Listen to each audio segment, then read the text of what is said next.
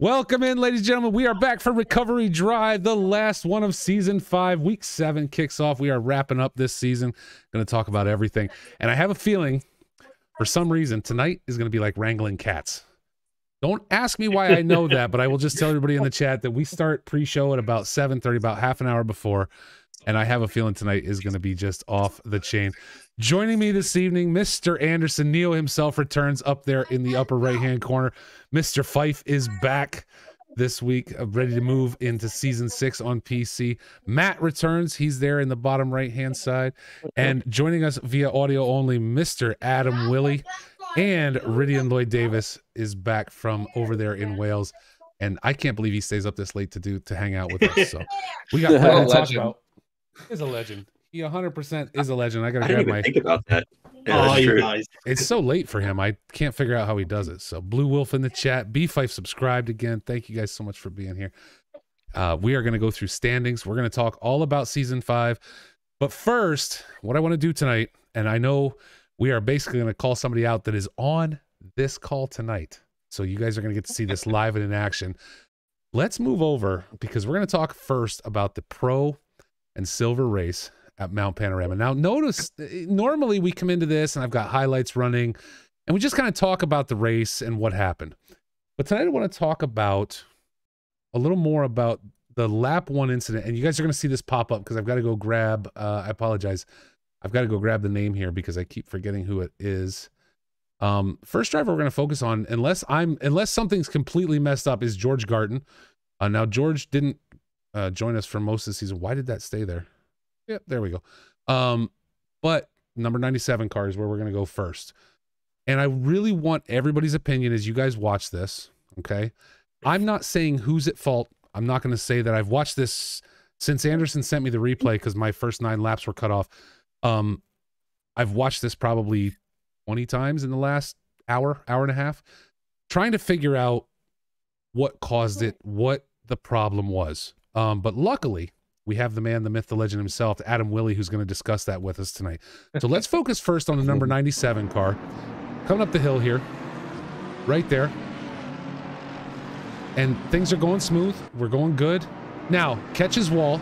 But watch this. Catches wall again. Now, look at him, though. He stays to the right-hand side. He's doing his best to stay off track. Anderson goes by.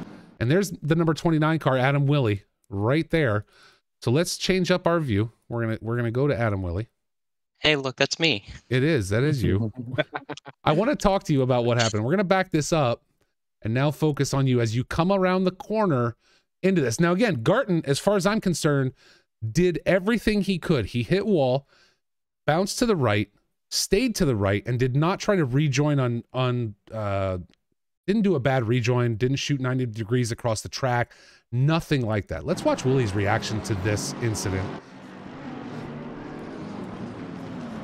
And there it starts.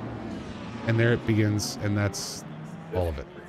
So Willie, what happened here? Because you caught everybody. And again, I'm not saying this is your fault. What I'm asking is, what happened? That's Anderson. That is not Anderson. Don't lie. We watched Anderson clear. Do not lie to the people in our chat room right now. I personally think Anderson did a good job to avoid that bounce off the wall too. No, so if my memory serves me correctly, which it probably doesn't, I don't know. I felt like everybody was slowing down for him because, you know, possible yellow flag, and I got on to the brakes a little hard as I was turning. Okay. And that just made me slide, and we were bumper to bumper from wall to wall.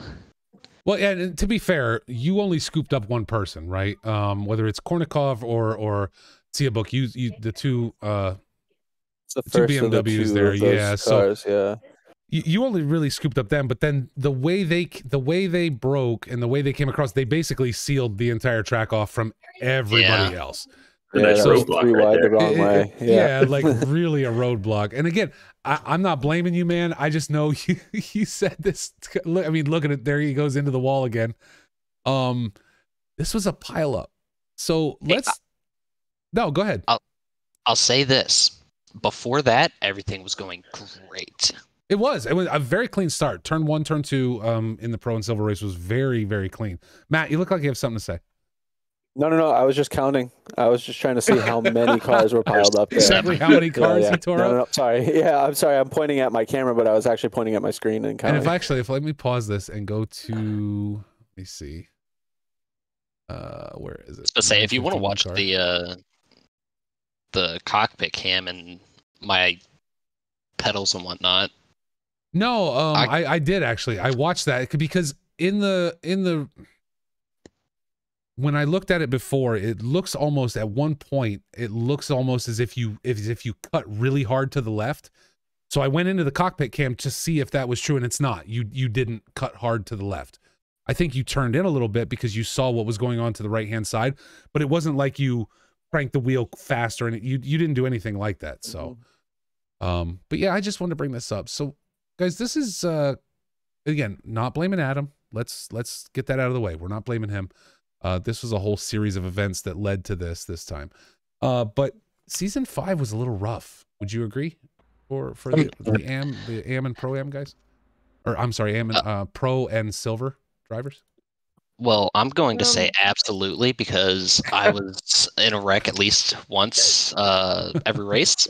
Okay. Yeah, it was bad for you. Absolutely. So yeah. To debut in my Silver and Pro race season, it was absolute garbage. Send me back down, coach. But let me ask you. But hold on. Let me ask you this: was it because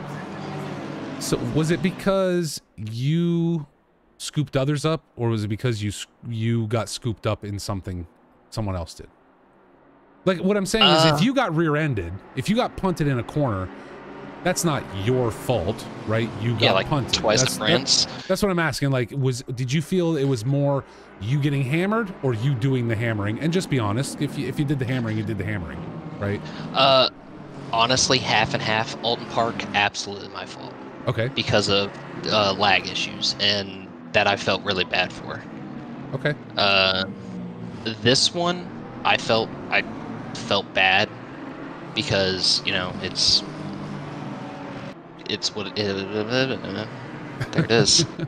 English. Yeah, but again, this one I don't know. I don't hold you responsible. I mean, really, I see this as a racing incident. It's just a tough place to have a slide out. Yeah, like on lap 1 particularly. 100%. I don't see that you did anything wrong. I don't see that Barton did anything wrong.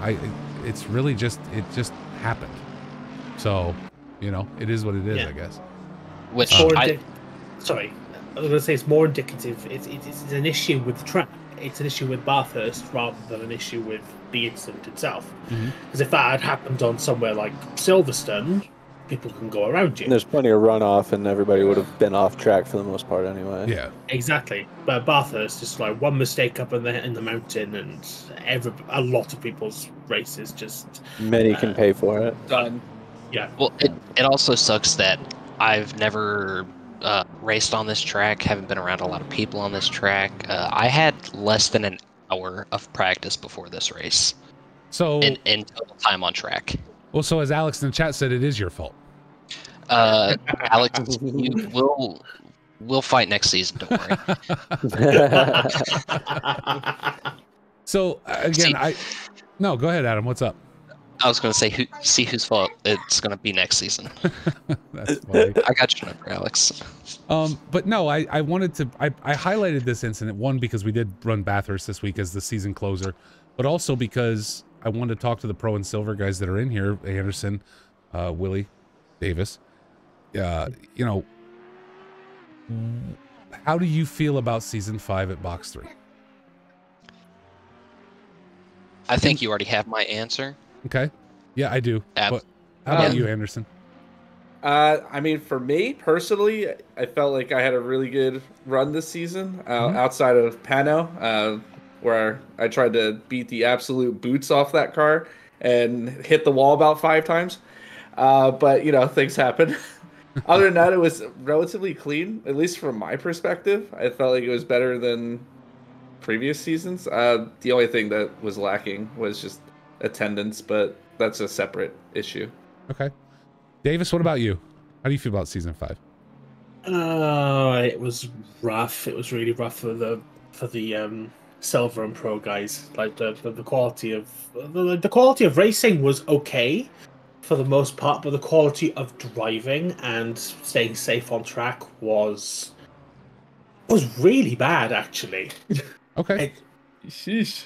No, this is what this is kind of what I wanted this tonight to be about, this show to be about, because we've seen the pileups, right? It's not a secret. It's not as though it's hidden. It's not as though we don't broadcast the races. It's not as though drivers don't watch. We've seen the pileups. We've seen the kind of things that have occurred this season. How do you fix that going forward? Does it require harsher penalties? Right? Does it require what is the answer to correcting that? Because you don't want to be that. I know you guys don't want to drive. It's no fun to drive like that, right? You get hammered up in an incident in lap 1. You spend 4 minutes in the pits. Now all of a sudden you're 2 laps down. That's not fun for anybody. So how do you make that correction? How do you get people to adjust? I know, Fife, I'm going to ask you and Matt, on the Xbox side, you guys don't have that problem. So what is it? What's the difference there? You don't. No, seriously. I mean, you guys, listen, I watch the entire Discord. I don't always participate, but I watch. And I see week after week after week on the Xbox side, hey, we had 1 incident report, or hey, there were 0 incident reports. So what is the difference? What do you guys, what's happening differently over there that is not happening in the Pro and Silver class on PC? My opinion is we're more spread out in our skill level because there's fewer of us, so we don't run the 2 splits. So we actually, the gap spreads out on track relatively quickly after lap 1. And so you don't necessarily have people door-to-door banging the whole way, and the people who are the guys up front who are generally more skilled, a little bit faster. Gotcha. Okay, Fife, what about you? I think another thing is a lot of the people that are racing have been in Box 3 for a while. So I feel like the more you race with the same people, the more you can kind of trust them, and you're driving like you can drive aggressively with them, but also respectfully, if that makes sense. And you kind of learn how certain drivers drive. But I think the field being a little spread out is also part of it. I think you have less. You have a few drivers of each kind of skill level racing each other, and they're spread apart from each other. So, gotcha. All right, absolutely. And Huff in the chat, Huff right there saying we got to do better. Got to do better, and I would agree with that because I think we had issues in season 4 as well, right? Yes. Not as many, but we've talked about it on this. We've talked about it specifically on this show. I think sitting on the outside, and again, this is someone who sits on the outside, watches the races and tries to pick up on things. I think with Pro and Silver drivers, because we don't have the pileup issues in the in the Am and Pro Am class races, right? I honestly believe there is a Dunning-Kruger effect with the Pro and Silver drivers that these guys, and I don't, Anderson, I'm not meaning to pick on you guys, Davis, Willie, I really don't mean to pick on you, because you guys are much better at this than I am. I'm slow. I try to be good, not cause incidents, but I am slow, right? So I wouldn't be racing with you guys. What I'm saying is I think there's this Dunning-Kruger effect of I'm a pro driver, I'm very fast. I'm a silver driver, I'm very fast. That means that spot's mine and I'm taking it. Right? Yeah, I think I'm better than I am sorry, Davis, but I think I'm better than I am in the ability to keep control of the car while executing the pass. Yes, I'm fast, but am I also good? Right? Davis, what were you going to say? Go ahead, I'm sorry. No, I was basically going to say what you said is a case of people in Silver and Pro want to take more risks because they think they are, or because they've got the belief that they are better at handling the car than perhaps they might be. Okay. So, I have a question. Do I have to go back to the kids' table? No. I don't know. No, I don't think that's it. I think look, hats off to the league managers and hats off to the guys that set up the qualification, because I think the qualification we do is accurate. Right? I really do. Yes. I think it's very accurate. We see that look at how close this season was going into the last race. So I think our qualification system is working very, very well. So I don't think that's it at all, right? I don't think anybody, I mean, obviously, if you've slowed down, if there's something that's happened and you need to drop back a class, that's okay. It doesn't make you a bad person. You drop back a class. But I don't think that's the answer, right? Apparently the answer is wet racing. Because the minute the rain comes out, everybody calms down. Not this season. I can assure you, not this season. Barcelona, I think, was okay. Yeah, Barcelona was pretty clean, relatively clean. Well, I mean, we don't go one race without an incident. I'm talking about the pileups. I'm talking about. Yeah, no, I wrecked myself at Barcy. Okay, but I'm talking about the turn 1, turn 2, just absolute conflagrations that turn into an entire show for everybody, right? I think that's what we're talking about right now. What I learned from season 4 and from season 5, turn on the rain. Make it wet. Yeah. Everybody calms down. Anderson calms down in the rain. Oh, I didn't have any incidents this season. I don't know what you're talking about. Yeah. But am I like season I don't 6 know. the great maybe I don't know. Maybe I saw something different this season. I feel like season 4 was so much worse than 5. Like all I think about with 4 was Coda race 1, the 5-car wide parking lot that was T1, and I don't recall anything like that in the season. God. No, but that's the thing. Well, first of all, you were running out in front. Nürburgring T1 was. Oh yeah, I forgot about that. That happened right behind me. Yeah, I saw that in my rearview mirror. And there's a push right there we just saw. Yeah. Oh my God. No. So here's the thing. Season 4 started off really, really bad. Like the first 3 or 4 races, there were pileups. But after that, there was a talking to, and everybody calmed down for the rest of the season. Season 4 ended fantastically. It seems like season 5, the difference was it started off really well. Like almost like there was a carryover from season 4 where it started off really calm, but the further we got into the season, the worse it got. Like everybody forgot. Well, yeah, Anderson gave me his curse. That is true. I had a terrible season 4 curse. How much you guys tied in with pile up after pile up? The really tight points race as well, as you get deeper into the series and people are trying to claw and say, "Oh, you know, I have a shot." You know, like it makes people make that move that maybe they wouldn't have if they were being more conservative. Yes, that's but they're thinking, hey, long term, if I make this pass now, it could mean, you know, more in the future. Then points this season was amazing. Very close. Yeah. Oh, we're gonna go through it for the finish. We're gonna go through it. Was absolutely fantastic to watch the end of this season, and anybody should go back and watch the last race. Phil and I and Matt talked about it and how close things were. Had a great season. But let me talk to one of you guys. Brought it up. I'm not sure who it was now because it's been a few minutes and I'm trying to keep up with the conversation as it is. Like I said, it's gonna be hurting cats, including myself tonight. Somebody brought up attendance. I did. Towards the end of the season. Was it you, Anderson? Okay, I thought so. Again, I'm going to ask this question. As a league, how do you fix that? How do you keep people involved throughout a whole season? That is the $1 million question that management's working on. It seems to mostly be the pros that dwindle down. Like AM and Pro Am, they kept their numbers at least 10 for each at least. Yeah, I think which so. Kept 20 cars on track. There was 21 at this race this weekend for AM Pro Am. Yeah, that's actually the attendance at Bathurst was striking how different it was. The AMs and the Pro Ams, full grid. Like so many people still come to the race and still driving. The Silvers and Pro-Ams. Silver and Pro-Am started with it was light, but it wasn't as light as the finish. Yeah. We'll say. Oh, God, yeah. It looked worse if you tuned in late and saw how many drivers were there, just because there was a couple disconnect issues, but then there were just some people who, I think turn 1 just killed a lot of spirits, and they couldn't last a 90-minute race. Yep. And honestly, if I hadn't had my teammates there egging me on and saying, no, don't quit, continue, I would have quit. Because I think my teammate was like that.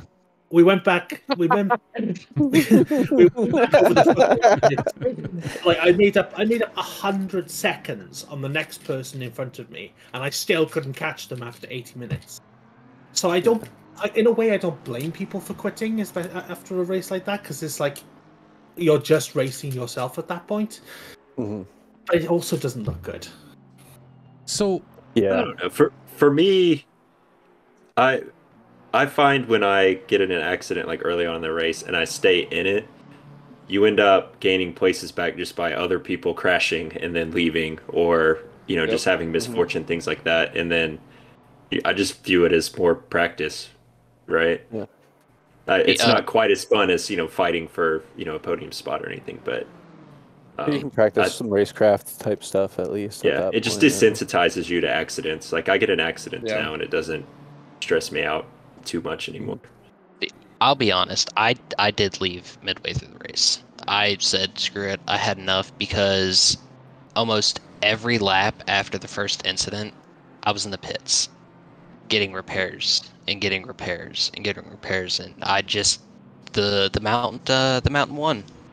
So the mountain. Yeah, you also said you had very limited time on that track at that point before the race too. So it's one of those, you're already mentally kind of out of it, and it's not getting better at that point. Oh no! Before the race, I was mentally there. I was excited. I was like, okay, I did some practice. I was doing consistent clean laps, and I was ready. So how much of this? Let's talk about the season overall, and I think that's what we've been talking about. But how much this time was the fact that it was Bathurst? Because I'm not gonna lie, I mean, every week there's griping about this track or that track, right? People have their favorites. They have the ones they don't like. I have the same thing. But I gotta say, in the week leading up to Bathurst, I never saw so much pissing, moaning, and whining as I have ever seen on the Discord, and it was just insane. Like, really? Like, there were some people that came straight up and said, hey, I have real life going on. I gotta go, I can't participate. And that's 100% fine. But there were easily more than double that of people who said, oh, it's a Bathurst, I'm not showing up because it's Bathurst. Like, you're a whine ass then, go away. Like, no, seriously, like, that's, to me, is a little ridiculous. The track is the track, right? We can't run the same tracks every season. I think the league managers do a good job of picking a good spread of tracks to not repeat things and to keep things active and live. But there was a lot of whining about Bathurst, and it's like, listen, it's a track like any other track. Suck it up and come and race for double points.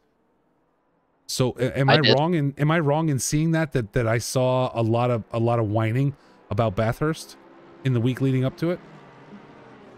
I think there was a bit of whining, but I think if you looked at, say, the Xbox chat the week before our final race 2 weeks ago at COTA, I think the chat for us was very similar, and the track is going to beat us. Like we're racing the track more than we're racing each other, and but we still had really good attendance, I would say, for Xbox. Nobody said I don't like the track, I'm not going to show up.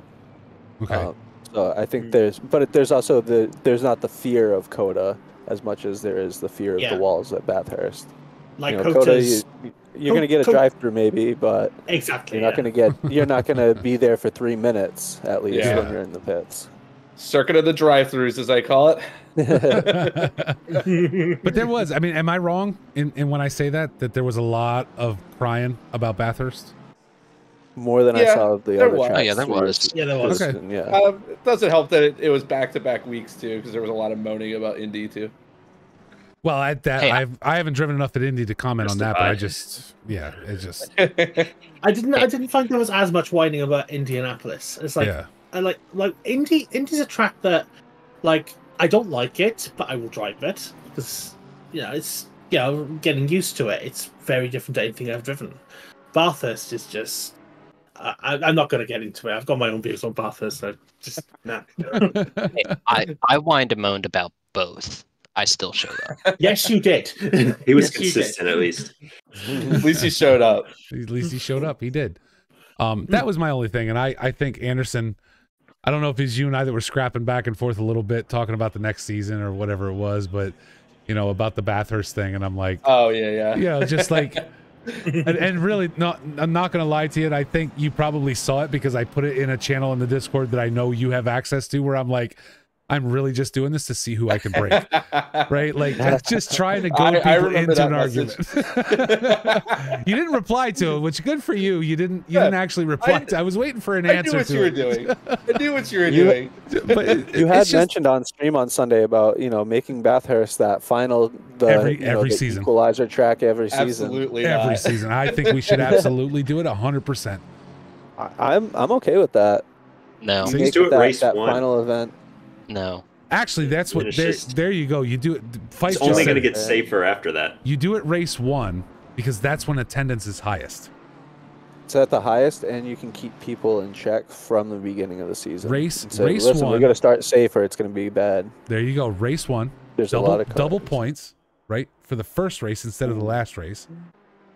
Look at Anderson shaking his head because he just doesn't want to go back to Bathurst. That's all that is. That's all it is. He just see. This is what I'm talking about. Why does everyone cry about Bathurst? Like, look, I don't cry about it. I drove it. To me, this track will test you more than any other track because either you get it right or it's a swath of destruction. Yeah, or you end up like me. There's no in between. Well, yeah, and you were a swath of destruction. Yeah. I was. So there's no in between. Every other track there's an in between because there's runoffs, you have an escape route, things like that. With Bathurst, at least for half the track, over half the circuit, as we look into the downhill right here on screen, you either get it right. That's the only runoff on the whole mountain. Right? Yeah, like you either get it right or it's over. Oh, one thing about that corner, I almost took out Tom Foose. That would have been fantastic. Don't do that, please. Yeah. Well, he was behind me. I wrecked. He got around safely. Well, that's good. And that was like the one where I'm like, yeah, no, I'm done. I don't want to ruin anybody's race. Well, after talking about Bathurst and talking about the season, let's get to it. We are going to have some controversy here as we switch over and start talking about standings for this season. Because, as you can see on your screen right there, AM class, we had a tie for first. We had a tie for first. And that's not something that normally happens. And because it did, the league managers had to have a conversation. And it was decided that Steven Music will be the first place finisher for the AM class standings this season. Because, and I think my Discord froze. Can you guys hear me? Oh my. All right, folks. Well, everything just went haywire. So you're going to have to hold on a second. As I, he's just running the show. There we go. They're back. Oh, there we go. There we go. We got them back. All right. Good to go. I looked over and all of a sudden it's just frozen. And I'm like, why is no one's face moving? What is going on? What the hell? All right. We got it. We're back. All right. So as I was saying, I know what the standings say. It puts Jace Wright in first. It puts Steven Music in second. However, that is not true. Steven Music will be the AM class winner of season 5 at Box 3 Motorsports. Mainly because this decision was made because Steven Music showed out for every race, right? He participated in every race and showed out for everything. So that was why that we have another one to talk about. So so therefore in your AM class standings, Steven Music, yeah, Steven Wright, that makes sense. Steven Music is going to take first. Jace Wright will be second. Bruce Hopkins finishes on the podium in third with Kenny O'Connor. Frank Reynolds finishing in fifth. Good to see Frank the Warthog up there. That's because I think Frank's been with us for 2 or 3 seasons. Struggled to make all the races and everything, but this time was able to participate in all but one. And so good to see him in 5th place there. I think that's a good thing. Jester Flume, Terrell Sainz Taylor, John Rulin, Kirk McDaniels, and Chi Kuba going to finish out your top 10. Chi unable to make the last race there, as you see. The last 2 races, actually. But hopefully Chi comes back. Was a lot of fun to watch on track, so I'm hoping we see her back in the next season. Let's move over to Pro-Am standings. Justin Seckham takes over there at 384 points. Second kind of ran away with that, and I think we have our next silver driver right there, Gian Cardoso in second. And now here you see our second tie of the season, and I can tell everybody watching right now, the conversations have been had. We didn't think it was possible to have ties, right? Because the way the points are done and the way everything's done, like the chances of a tie are almost zero. But obviously not zero because we had 2 in one season between classes. So podium in the Pro-Am is going to go to number 3 spot is going to go to Josie Austin. Here's why, as I will explain, and will be posted to the rules on the Discord within the following day or 2.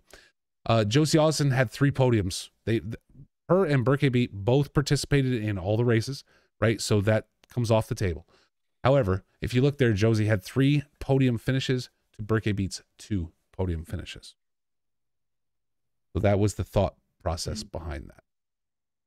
And a race win as well. Yeah, and plus Josie did have a win in round 3. So I'm sure people, some people are going to look at that and be salty or what have you because it's a tie, leave it be. But as we look at it, Josie Austin with a win and 2 podiums versus 2 podiums takes the extra point for that 3rd place finish in Pro-Am standings. Burke beat P4, Steven Tomazic in number 5. But you guys see, still, even with the double points, look how close some of these races are. 294 to 287 with Steven Tomazic. Robert Hepburn coming in 6th at 281. Edward Walsh, your boy Blue, Alex Martin, and Michael Zwanenberg round out the top 10 in the Pro-Am class this season. Let's move over to silver. Timothy Glendinning rounds it out, 356 points. Timothy just beating it down in silver. Again, I think we see our next pro driver here, if I'm not wrong. All but one races are a podium. That's what I'm saying. Like that's a pro driver, right? He had a tough drive at round 2, so yeah, that's probably my fault. Sorry. Yeah, you probably Adam probably hung him up on something. Mike Burkhoff and Rob Keesar. This is the one that listen. Rob Keesar has been with Box 3 from the beginning. This is a Porsche driving hog. He's just on it, and he loves that Porsche. And I got to tell you, good to see him make a podium in silver class. It really is. Rob has run hard to get up there. I think his consistency is getting better as my phone chimes off. But really good to see him up Team there. Porsche. Oh, there you go. I'm on the team now. Oh my God, another insufferable fool. I'll try to keep it mild. All I know is if I spouted Audi as much as Porsche drivers spout Porsche, I probably would have been run out of the league by now. Anderson would have run me out. He would have told me to get out of here. But no, good to see Rob get up there. I think that's again, he's been running with us since the beginning. So to see him jump up and get a podium this season is awesome. Nikolai Tsiabuk and Igor Kornikov round out your top 5. There's Davis in round 6 or in P6. So Davis, where are we going for season 6, man? What's your plan? Are you sticking with first of all, are you sticking with the BMW? And 2, what's your goal for next season? I'm not going to be sticking with the BMW. I'm undecided. I'm either going to be continuing with the Lamborghini, which I was racing for the latter half of this season, or I'm going to take the Nissan for the next season. Okay. As for pace, honestly, I don't know if I'm going to be staying in silver. I mean, I felt for a lot of the races, I felt like I was very slow. Okay. I got better towards the end as the Lamborghini really suited me, but yeah, I'm just going to try and stay consistent. Very good. Yeah. Good to hear. Well, Lewis Ricard is P7 right behind you. Adam Willie, same question for you, sir. Are you going to stick with that McLaren? Are you going to stay teamed up with Anderson, who obviously handed you a curse? Or are you going to move on to another teammate, possibly? And are you going to change up cars for the next season? And what are your goals going into season 6? I'll start with I completed my goal this season. Which was? Top 10. Okay, perfect. If I do stay in silver, I might stay in the McLaren. Okay. If I do, I want to try to A, not wreck every race, and B, top 5. Okay. You heard it here first, folks. Adam Willie looking at top 5 in silver next season if he stays there. Matt Comiskey and Nick Paquin going to round out the top 10 in that class. Rick Pixel just missing. Again, I still look at the point standings, and these points are really close. We had a lot of good drivers this season, and I think the consistency is going to help people. And I think what we talked about before will help that consistency, right? If I'm Anderson, and again, I'm not to pick on you because I'm not, but if I'm Anderson, I'm a pro driver, which we're about to get to those standings. Do I know I can beat a Tom Foose? Maybe I don't, right? Maybe I can't beat a Tom Foose, but you know what? I can run in third every race, or I can run in second, or I can run in fourth. Am I wrong to say that the consistency there is more important than the pure pace? Would I be wrong in saying that? No, I wouldn't say you're wrong. No. As long as you're not the third paciest consistent person. Yeah. Like, that's as long as when you get up to the pro classes, these guys are all relatively consistent drivers. Mm-hmm. Yeah, because Tom Foose, I mean, you're gonna pull up the standings in a second, but I'm pretty sure he had three or four firsts in a row. Yeah, let's get over to him. You know, he did. You gotta fight. 4, but not enough to claim the top spot for him. Jake Wells is going to take that in the number 84 McLaren. Look at that, 365 points. But there he is, Anthony Anderson, finishing in second in pro class, 347 points. So Anderson, same question for you that I asked your fellow drivers. 1, are you going to stick with that McLaren? 2, what's your goal for next season? Am I staying in the McLaren? Possibly. And then possibly not if the new cars come out. I want to give them a go. See if I find something that fits my driving style. So we'll see. If not, I'll probably be in the McLaren again. We'll see. Right. Goal for next season, try to push Jake Wells out of that top spot. I'm coming for you, Jakey.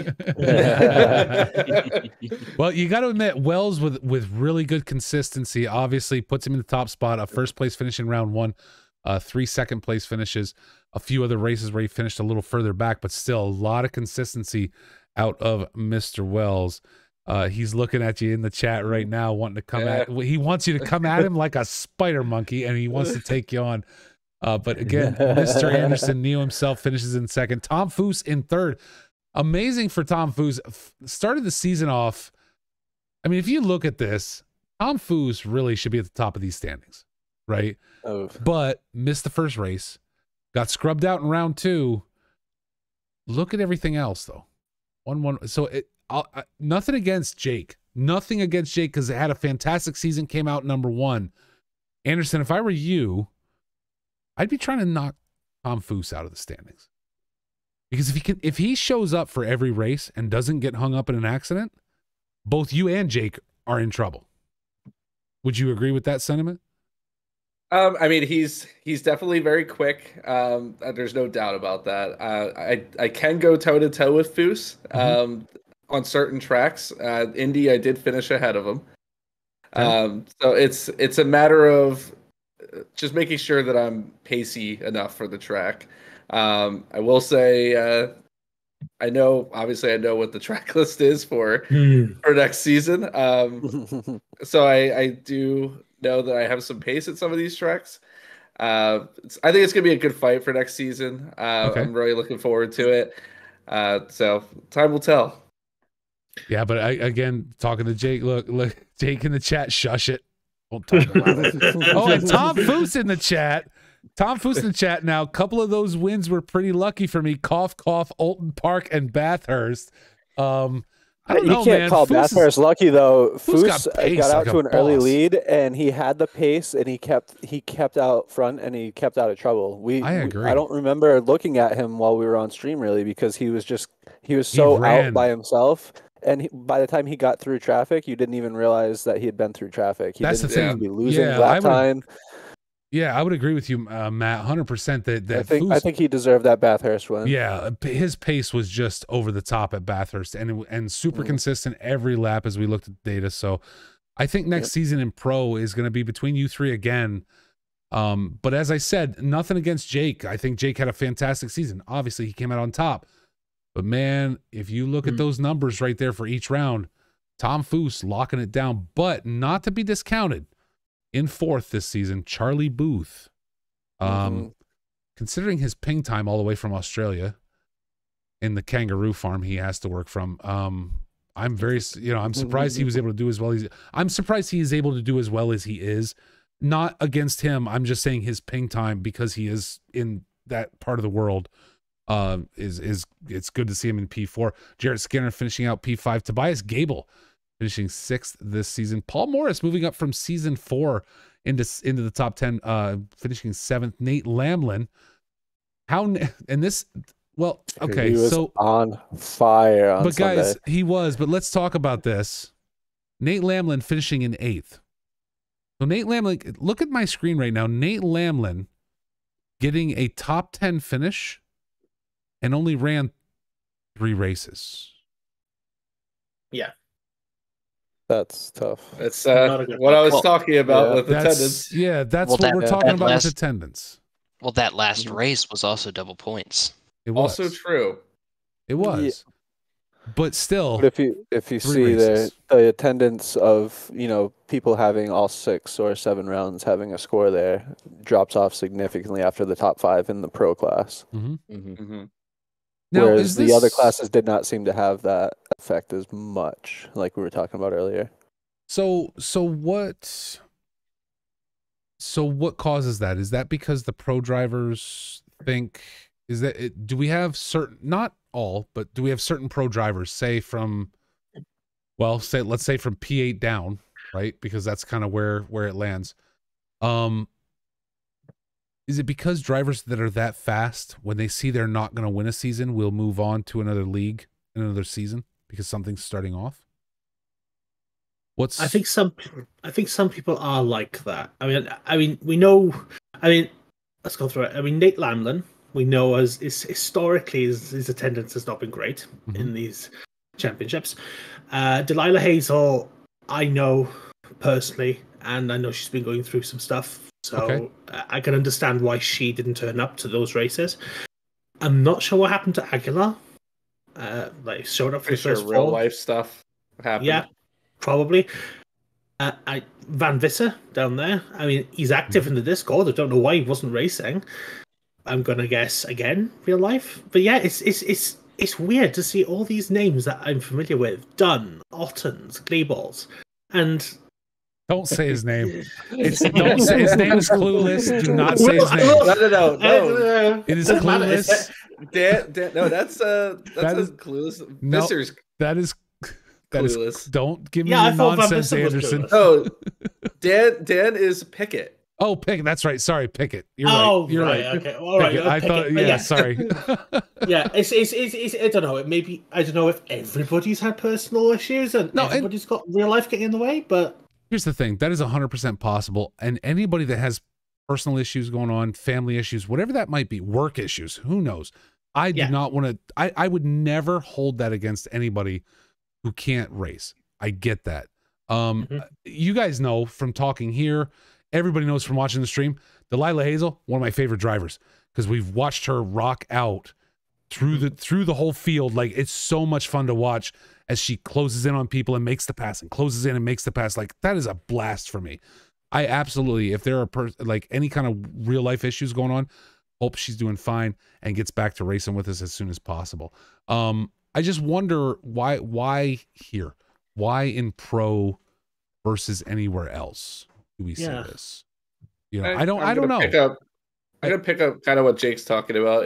I think it's partially an ego thing, where some people don't like to see that other people are faster than them. So they'll lose, they'll get 6th, 7th place, and they go, oh well, I'm never gonna get to the top here. So time to go find something that's more suited to my skill level, quote unquote. And that's possible that people would do that, 100%. Yeah. And personally, I think that should come to you as competition, because I'm not as fast as Anderson or Wells or Foose. Obviously. But Like, shut up. but I'm in silver. I want to work my way up to that point where I can run with them. Because I could see myself, maybe not this next season, maybe not the season after that, but in the next 3 seasons, I'm hoping to get up there with them. Okay. And I get that. That's kind of how I look at it myself is if I have an incident or something during a race, which I just got my new monitor in and I'm going to be racing again. So I can't wait. It's fantastic. Yes. We'll get the rig. Awesome. We'll get to roast my rig here soon. When we have another episode after. Let's go. Season. Well, nobody's posting in rig roast, so it's going to be mine at some point, but we got plenty to go through tonight. But my point being is, if I have an incident, it's extremely frustrating, right? I get that. Like, you're like, my race is done, whatever. What am I going to do? But at the same time, I finish my races. Adam, I think you know that from us doing iRacing together. That oh, absolutely. I finish my races. And that's not to say I understand people giving up that, but I don't understand the giving up on a whole season thing. I guess again, unless you have real life stuff going on, because obviously that needs to take precedence over anything.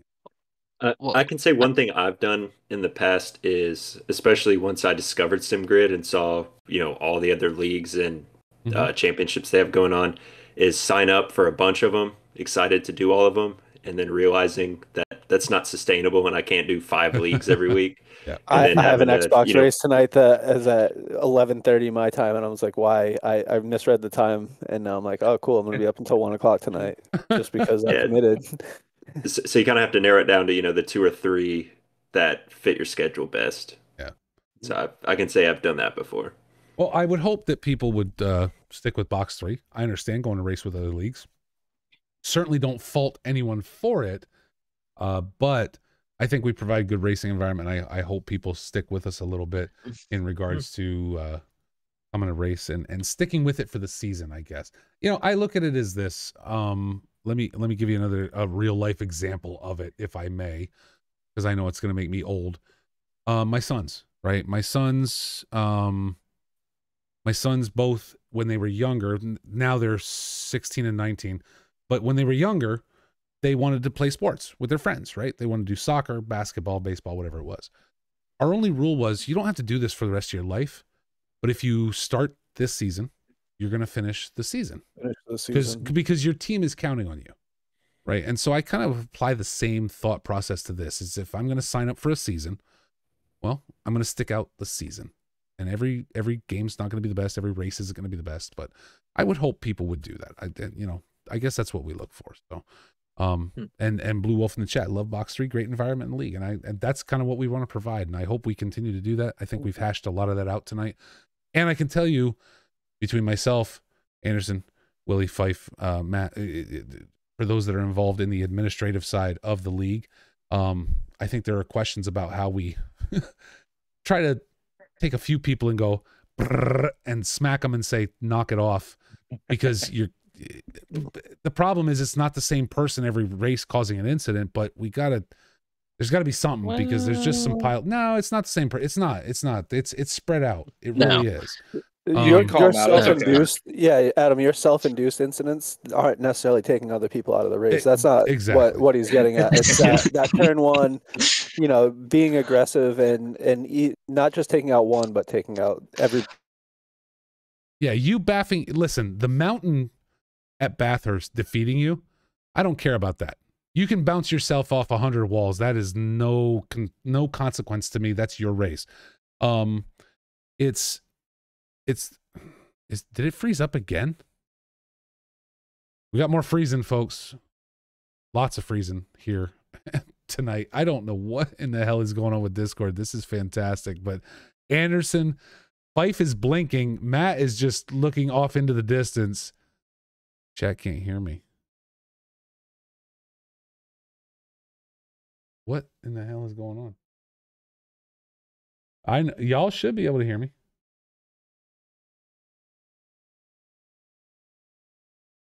Chat can hear you. Okay.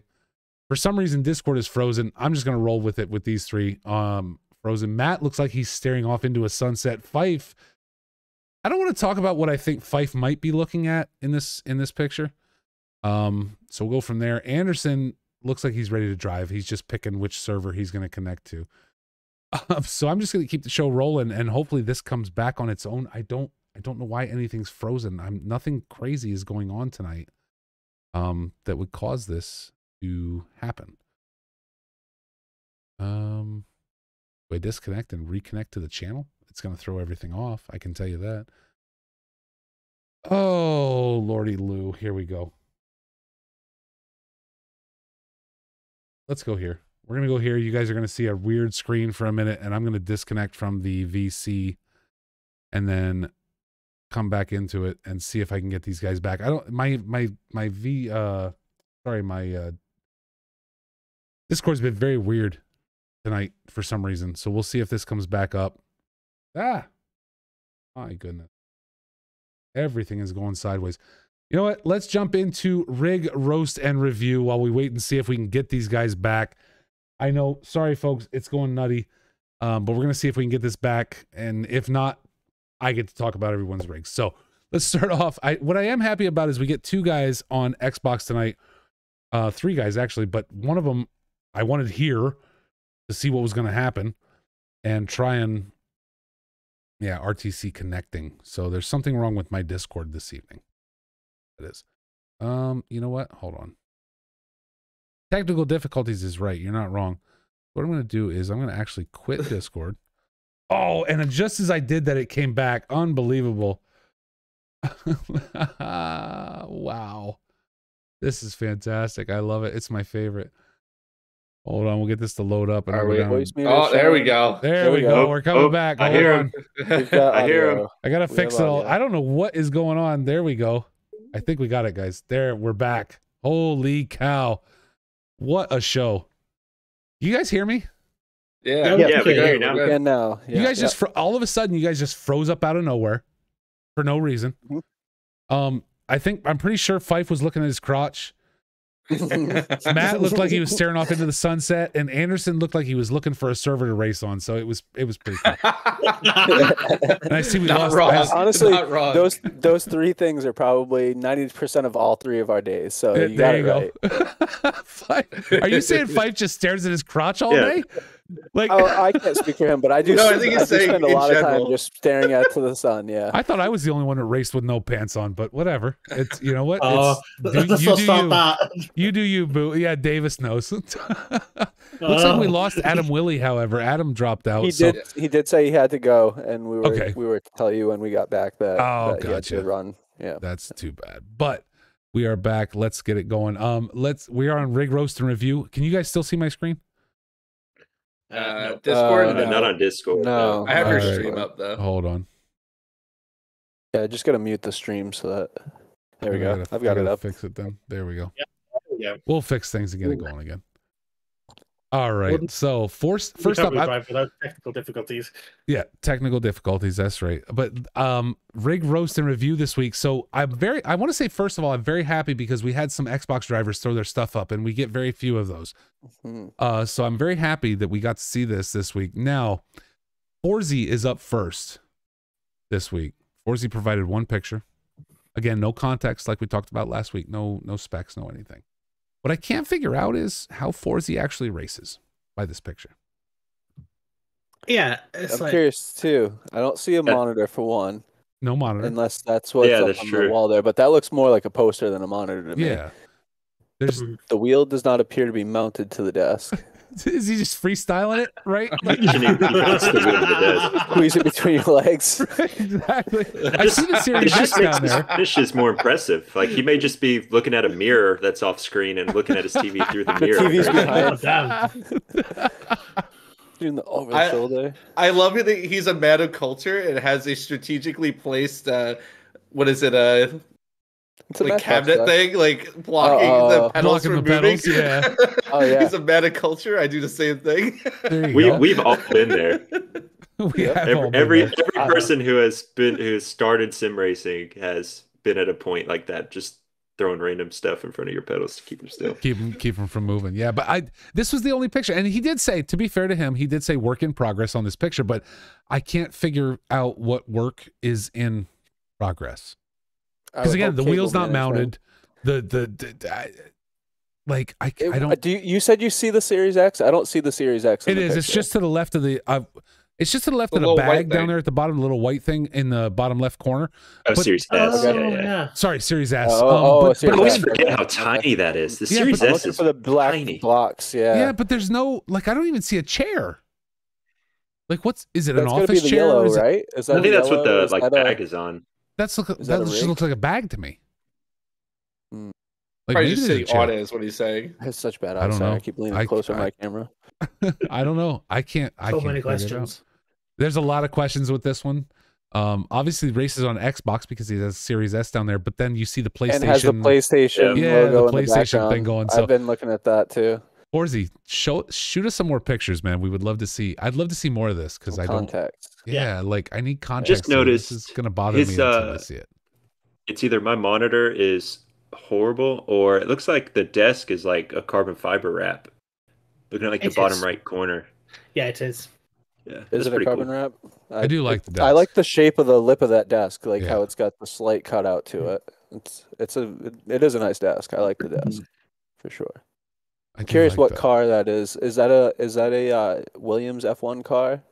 It looks like a little collector's car there. We need to buy us Gable and you'll Gable will tell what it us is immediately. Yeah, he doesn't even have to guess. Let's move on to B Fife. Now Fife just threw up some new pictures, and we see the rig right there behind him on screen, but he didn't provide any details. So let's take a look here. Now the Fife. Here's the only thing I'm gonna. Actually, there's two things I want. I take that back. One, I have a question about. Two, I'm gonna absolutely rip on you about. My question for you, if you look at that top picture, the handbrake being kind of cantered out to the side. Yes. Does that work for you? Like, and I'm not saying it's wrong. I'm just I saw it and I'm like, I wonder if that my handbrake is straight on. As you know opposed what I mean? to being perpendicular. Yeah, it's like sort it's of straight on. So I was curious about that. It's a solution to a problem. So the problem is if I have it mounted straight, it's too close to the shifter where when I go into seventh or reverse, I just slam my hand into the handbrake, the body of the handbrake, which is not comfortable. So I need it wider. And if I put it where it's still straight, super wide, it's a really awkward angle to try to pull it back. Okay. So having it where it angles toward me, it's just more natural. I'm like not having to hold my shoulder out as wide. Gotcha. Okay. I can get that. I'm down with that. I'm down with that. Now, here's my complaint. Sorry, go ahead. Who was that? I was going to ask which wheel that is because the wheel itself looks very similar to the Fanatec McLaren wheel, but I know that he's not using. Oh, it's a what's the brand? It's I think it's Aceless design. It's like a wheel plate. Yeah. Okay. That just went on one of the older Thrustmaster wheels I had. Oh, no kidding. Cool. So you changed the plate off the hub in that? Yeah, it's like 6 screws. Okay. Plate comes off and you throw it on. I did the same with one of my. I've got an old 488 wheel. I think 458 for Thrustmaster, and you can Aceless just make these carbon fiber or aluminium plates. You can just stick on, and you use the Thrustmaster's buttons. They're brilliant. He just said aluminium. I'm sorry, Mr. American. It sounds so much nicer though, doesn't it? It does. I kind of versus aluminum. But Fife, here's the thing I gotta rip on. If you look at the picture on the left hand side of your screen, guys, it looks very clean, right? It looks really neat. Fife, taking a power cord or whatever that cord is, and just like wrapping it around the aluminum profile 4 times is not proper wire management. Do you understand what I'm saying? All right. Can you see it in the left picture? Yeah. In the left picture, it looks very nice. Yeah. Okay, then it's managed. That's not how that works. Has a point. That's called efficiency. No, that is not how that works. If you look on the right-hand picture, you'll see where he took like a power cord or something right there in the bottom right-hand corner. And it's an optical cable. That's an optical cable, and you wrapped it around the aluminum profile like that? Yeah, it's flexible, you know. So you're into your audio then. You must be if you've got your speakers on stands like that. Those are nice speakers there. They are nice speakers. Yeah, I have they're Kanto speakers. I have them on the speaker stands, and then the left they're powered speakers, so they're not hooked to an amp or anything. Okay. So the left one has an optical cable running up through the stand to it, and I think it has that, the speaker wire, and the power cable. My Because you can see the Series X on the far left, to the left of the seat. So I have both of those hooked up to the TV, and just one optical cable goes to the speaker. So no matter which one I'm playing on, I don't have to mess with different inputs or anything. Gotcha. The speakers. So I do like that. I just don't like how you wrap the wire around the damn aluminum profile. That's just not. But the rest of the spaghetti mess back there's fine. It's just that one. That's what jumped out at me was the wrapping around. I don't have time to like Velcro tape this or anything, so I'm just gonna go like a lasso and around this aluminum profile and be done. Wrapping it around, if it solves it, it keeps out of the way without using the Velcro. No, it's not. No. I wouldn't call it a permanent solution, but it's not going to damage the cable any more than bundling it neatly and then Velcroing it. I don't think. All I will say is he's lucky that optical audio is easier than like real optical fiber. It's just all I'm going to say. Yeah. No, I mean the thing is, those cables, I'm never going to touch them again. They're just going to sit there forever. And yeah, because I built the PC to where I won't feel the need to upgrade for a good while. Yeah. So what are your PC specs though? Because you didn't really list anything. So what kind? I mean, you're just moving over to PC now, right? Coming off Xbox. So what specs did you pull out of your PC? I just did the 5800 X3D for the CPU, and then I managed to find one of the third-party AMD 7900 XTXs on sale from 1200 for 1030, so only like $30 more than the reference, and it has a much beefier cooling system. So yeah, that's what I went with, and then just got my friend's old case that's huge, so the cooling is great. Awesome. But I'm still on a 60 hertz monitor, so TV. So I basically just maxed out everything and then put a frame limiter at 60 on, and it's running perfectly fine. So I plan on getting a LG OLED that does 120 hertz at some point this year, but I need to take a break from spending money. I just built my PC too, and it hurt. It hurt bad. Both Matt and Fife going to come over to the PC side starting very soon, I have a feeling. Let's move on to Jay Skinner. Nice little rig here, not bad. Track Racer TR80 cockpit, a Fanatec podium, wheelbase Club Sport V3 pedals with ViewSonic 32-inch monitors ×3. PC's running an i9 12900K, an RTX 3080 Ti, and 32 gigabytes of RAM. Nice little setup here. Hard to bust on this one because I don't see any wires like Fife deals with, right? What is the kind of voodoo sculpture thing in front of the monitors there? This was the only question I had about the skulls. Yeah. The skulls I'm looking, the skulls are pretty self-explanatory. I'm looking at the one in front of the monitors on the other side there. Like that looks like a thou shalt not pass type of some pirate. Pirates of the Caribbean. Well, my only thing was the skulls behind the seat. I can't figure out if they're supporting the seat or if they're just there for decoration. Oh, decoration. I know, likely. But they look like they're right up to it. So. I just realized this. Is that monitor mount made out of wood? 100%, dude. I just saw the 2x4 on the floor there. Yeah, it is. It's a homemade monitor mount, but did a really good job lining up. It looks like those are curved triples as well. So that's like that gives you that spherical view. Yeah. At least the sides. I can't tell with the front one, but at least the sides. The front one may be straight, but I'm gonna guess they're probably triple the same monitor. I would think so. Yeah, he said all he posted was ViewSonic 32-inch × 3. So I would assume they're all the same.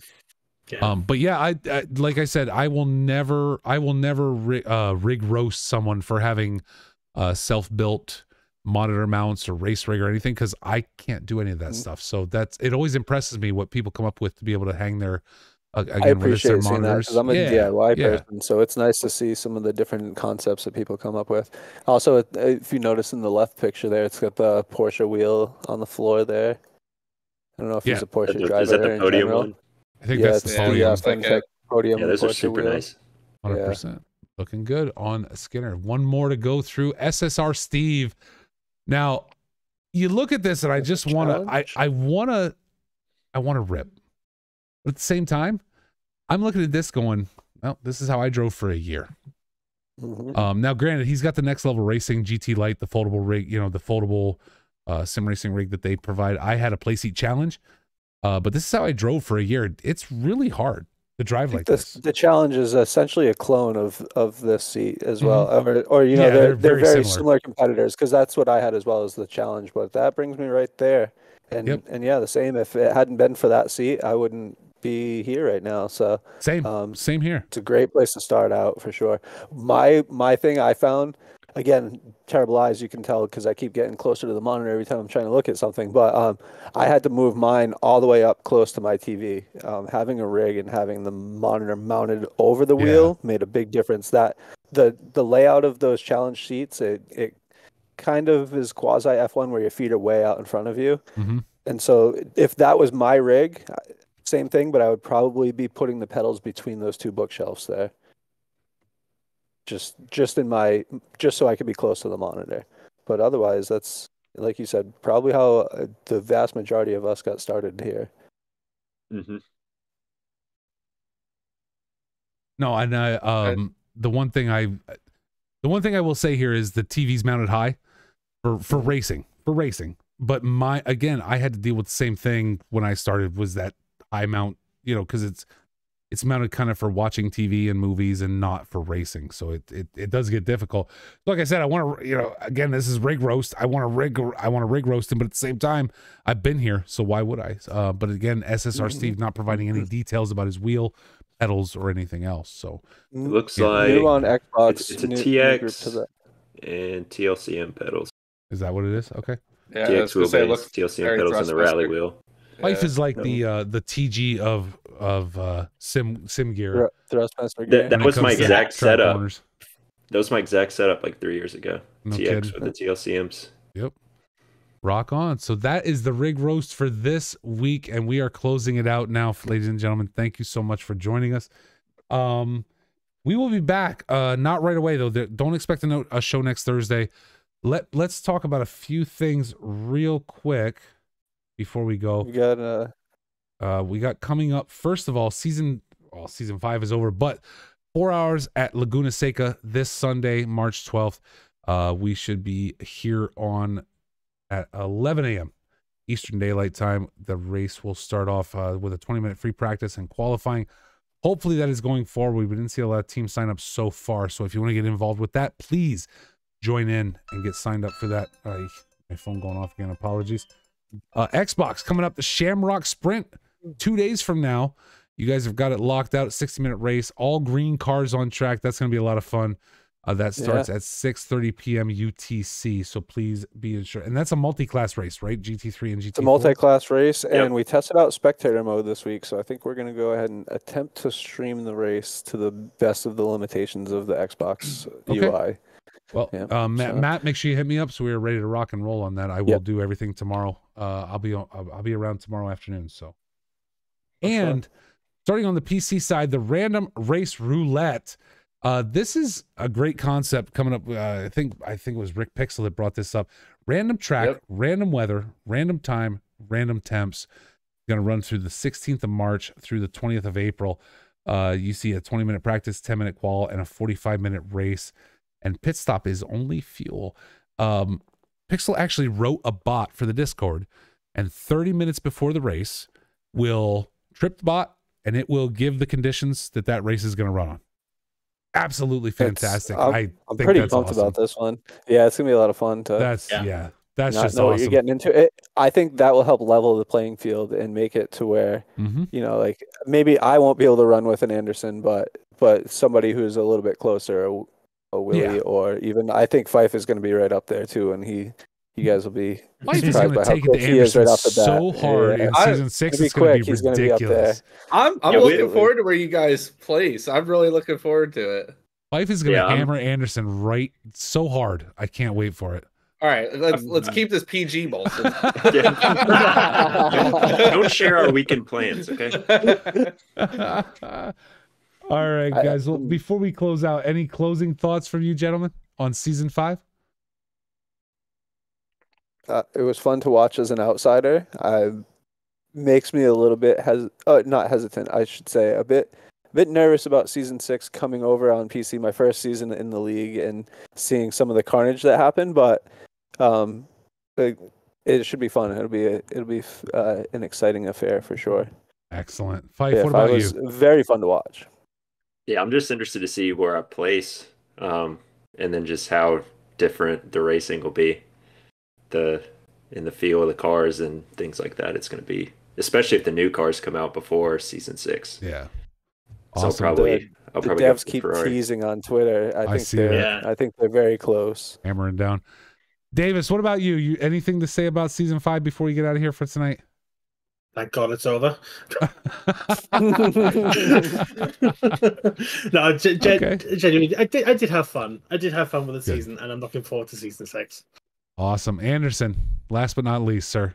Oh, you saved the best for last. I didn't say for that. Season... Hey, I'm saying it for you. Season 5 was a good time. I hit my goal of being on the podium this season. Looking forward to season 6. Like I said, with some new faces, especially the Xbox guys. Just a quick plug, just for some other Box 3 related stuff. I know Blue just released this morning. We are doing a 4 Hours of Kailami event coming up on March 26th. So just throwing that out there. There you go. And then just no specific information yet, but stick around. There's going to be some updates in regards to season 6 soon. Can't give dates yet, but just keep your eyes and ears open. We'll be releasing stuff soon. Are you guys doing qualifying again? Yeah. Yes, we will be. Okay. I almost said what tracks, and I'm not going to do it because I want to practice. Yeah, not yet. No, I'm not going to say what tracks. I'm not going to. Are there? Do I need to have my safety rating to a certain rating or anything? No, you don't. Okay. I gotta work on just go offline and race with AI, and you'll pump it to 70 in no time. You'll be fine. Okay. Mm-hmm. It comes quick on the PC versus the Xbox. I feel it does. Mm-hmm. So, all right, it goes away quick too. Stay out of Monza. Yeah, no kidding. Don't go online racing if you don't have to. Well, with that, ladies and gentlemen, thank you all so much for joining us this evening. I appreciate it. I know these gentlemen appreciate it. For myself, on behalf of Box 3, for Anthony Anderson, B5, Matt, and Mr. Davis, along with Adam Willie, who had to jet out early after the technical difficulties we had. Thank you guys. Thank you for season 5. And we will be back at the start of season 6 with a preview show and then roll right through the season starting in April. Thank you again. Y'all have yourselves a great night. See you soon.